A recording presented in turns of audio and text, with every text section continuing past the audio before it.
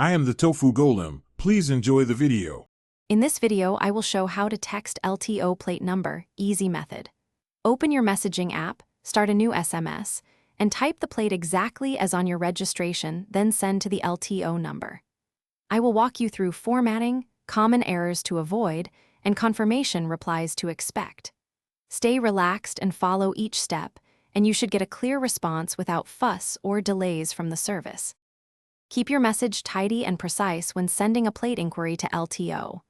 Always match the exact spacing rules and avoid extra punctuation that can confuse automated systems. I recommend typing the plate, pausing to review, then sending. This reduces typos and false rejections.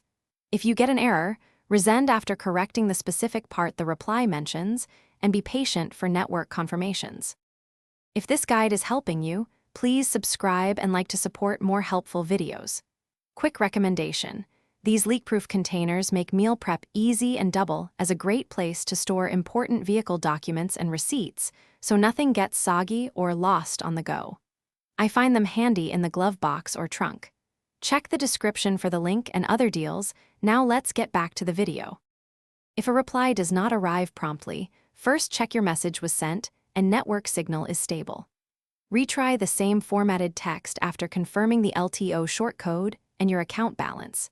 If you keep receiving errors, try restarting your device and resending, or use an alternative contact channel provided by LTO.